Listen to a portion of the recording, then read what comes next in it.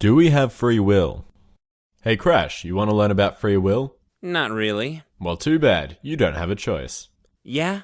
You gonna force me to learn or something? No, I mean you literally might not be able to choose. After all, free will is just an illusion. Fucking nope. Stop right there. There is no way you're gonna convince me that's true, so save both of us some time and think up something new to tell me about. Come on, Crash. You know I like a challenge. You're just baiting me into telling you all about free will. See, you're what people would call a strict libertarian, someone who believes that humans have choice over their actions. A determinist, on the other hand, believes that everything that exists and occurs in the world is independent of choice due to the idea of cause and effect. That is to say, cause and effect are governed by the laws of the universe and not by our personal desires. But I do have choice. For example, I can choose whether or not I punch you in your little bitch head. Not at all. You simply have the illusion that you choose whether or not— jeez. Told ya. That wasn't exactly very scientific of you. Besides, that's not what free will means. Think of it this way. Free will is the idea that, given the opportunity to make a decision again, you are able to choose the previously unchosen option. In other words, all conceivable options are possible. But studies show that this simply isn't true, that the decision-making process is an autonomous brain function. One of the most famous examples is a study by Benjamin Libet. Libet asked volunteers to move their arms while scanning their brains. It was found that voluntary actions are preceded by electrophysiological readiness potentials, or RPs. The idea behind these RPs is that the brain makes the decision before the subject consciously makes a decision. Libet interpreted this delay as a disconnect between two brain processes, decision-making and awareness of what decision was made. Hence, the decision is unconscious and beyond our control. For those of you keeping score at home, that's 1 point for determinism. Whoa, not so fast, dude. What if that RP is just the preparation for the decision, not the decision itself? I don't think I like this Libet guy. You're absolutely right, and there are a whole bunch of other issues with his experiment too. Many competing studies emerged to counter Libet's conclusions, one in particular spearheaded by Dr. John Dylan Haynes. Haynes led a team of researchers from Charité's Bernstein Center for Computational Neuroscience, in coordination with Dr. Benjamin Blankertz and Matthias Schultz-Kraft from Technische Universität Berlin, in trying to figure out if we could veto or cancel an action after the activation of an RP. Patients were asked to compete against a computer that would predict their movements based off of RPs as read by electroencephalography, or EEG. The study proved that subjects were in fact able to beat the computer, changing their decision after the RP had fired. Of course, this was only true up until a point, the so-called point of no return, at which their decision could no longer be cancelled. This seemed to prove the decision was conscious, 1 point for free will. Cool, so it's conclusive. We have free will. Can we drop this shit now? Crash, if only the answer were that simple. When you think about it, one could say that the decision to veto the action was predetermined by the external stimulus of the computer, and that given the subject's value set, i.e. a desire to beat the computer, they were incapable of not cancelling their RP. In other words, they had to cancel their RP. So you see, ultimately you could spin either study to suit your point of view. Cut to the chase already. Why are these scientists so sure that we don't have free will? Well, let's try taking a simpler approach. One neuron, two options. The neuron decides whether to fire or not based on inputs received through the cell's dendrites. Imagine the cell body as a democratic system where each signal is a vote to either fire the neuron or not. Hence, the neuron fires based on the aggregate response of all the neurons preceding it. Tracing this pathway backwards, we eventually reach the sensory neurons, which are activated by some physical stimulus outside of ourselves. So at what point do we make a decision? Well, it would seem that we don't, according to this model. Our decisions are the product of an evaluation of external factors beyond our control, locked up in the biochemistry of our brain. This theory supports the idea of materialism, the belief that matter is the be-all and end-all of life, that every metaphysical process can be boiled down to its physical substituents. Okay, so we don't have free will. Cool. I don't care anymore. Oh no, you're not getting out of this that easily. Still more specific, we can zoom in on the quantum level, that realm in which the impossible becomes possible. Whilst most libertarians believe in a non-physical mind or soul, which is the source of decision-making, there are some who base their ideas in quantum physics. Now, I'm not going to try to explain quantum mechanics because it would take too long. And because you don't understand it. Well, yeah. But one could imagine that even if there existed on the tiniest scale a random process, one that is devoid of logic or cause and effect, this still wouldn't provide us with choice.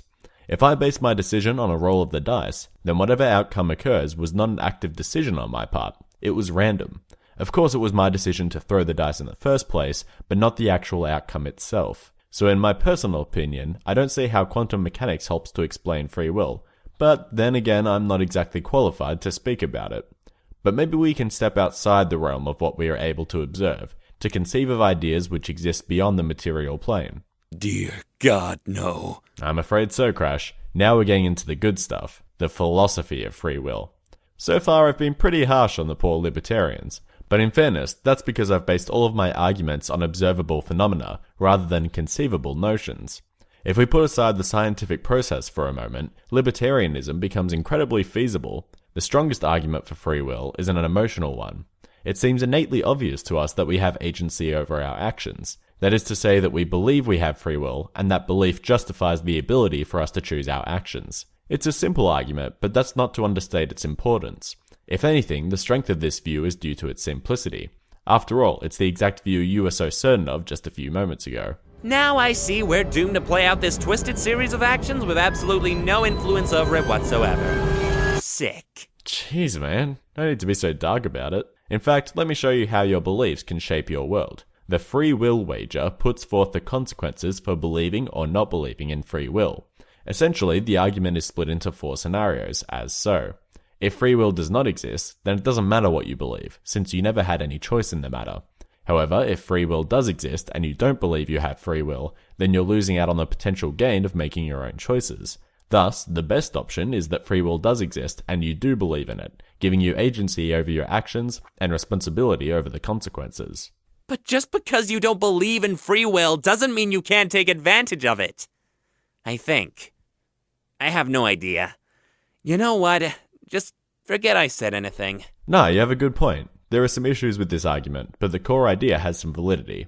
That is to say, believing we have free will is paramount, since to assume that we are automatons bound by fate simply isn't pragmatic. We could compare this to a nihilist view. Believing there is no meaning to life can be paralyzing, and abstracts us from the joys which life has in store. Hence, it's better to assume there is a meaning to life. Wait, so you believe in free will then? You, the scientifically minded nerd, believe in free will. A completely emotional concept. That's simplifying it a lot, but yeah, I guess I do. It's more that I believe there probably isn't free will, but it does myself and society no good to act under this assumption. If you remove free will, you remove responsibility, attribution of actions to people. How could we sentence a criminal without believing in free will? And what message would it send to the community if we stopped punishing criminals?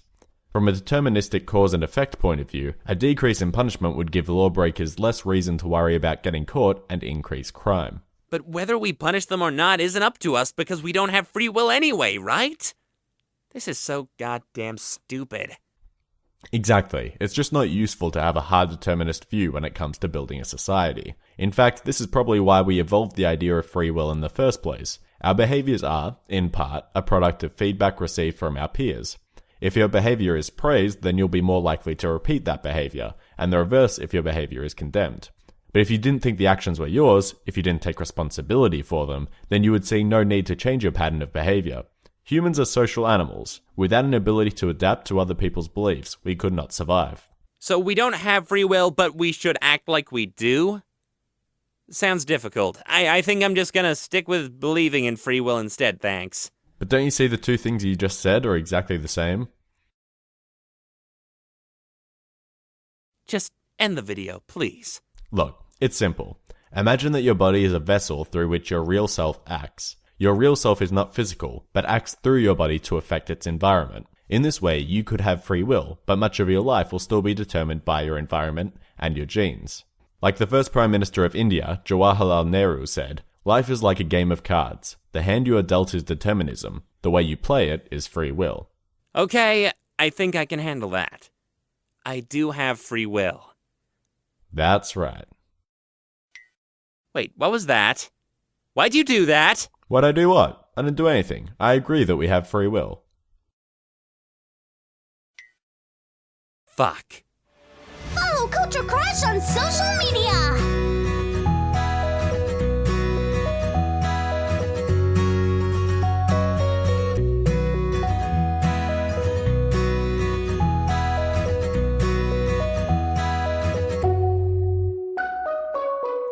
subscribe for more! If you would like to support the show, then head on over to the CultureCrash Patreon page where you can receive rewards for your support. Every bit counts.